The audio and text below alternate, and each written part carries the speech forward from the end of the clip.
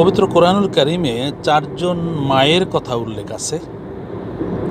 এই 4 জন মা কে বা কারা?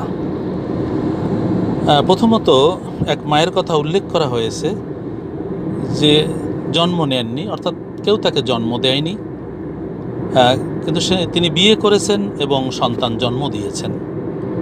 দ্বিতীয়ত আরেক মায়ের কথা বলা হয়েছে, সে জন্মগ্রহণ করেছে কিন্তু বিয়ে করেনি, আবার সন্তান জন্ম দিয়েছে। তৃতীয়ত আরেক মায়ের কথা বলা হয়েছে যে জন্ম নিয়েছিল, বিবাহও করেছিল, কিন্তু সন্তান জন্ম দেয়নি। এই মায়ের কথাও কোরআনে উল্লেখ আছে। আর এক মায়ের কথা উল্লেখ আছে যে বিয়ে করেনি, জন্ম নেয়নি, জন্ম দেয়নি। তো প্রথম যার কথা বলা হয়েছে যে মা জন্ম নেয়নি, বিয়ে করেছেন, আবার সন্তানও জন্ম দিয়েছেন, তিনি হলেন হজরত হাওয়া আলাইহিস সালাতু ওয়াস সালাম।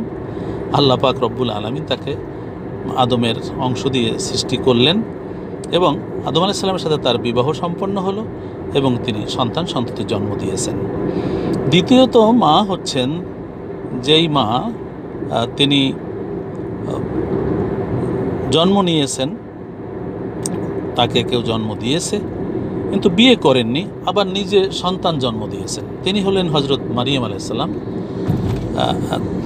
তার মা ছিল কিন্তু বিয়ে করেননি, আল্লাহ তাকে অলৌকিকভাবে তার কুদরাতে সন্তান জন্ম দিয়েছেন, তিনি হলেন হজরত ঈসা আলাইহিস সালাতু ওয়াস সালাম।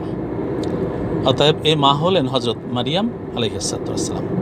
চতুর্থত সেই মায়ের কথা বলা হয়েছে যে মা জন্ম নেননি, বিয়ে করেননি, জন্ম দেননি, সেটি হচ্ছে আল মক্কাতুল মুকাররমা উম্মুল কোরা বলা হয়েছে, মানে গ্রামসমূহের মা।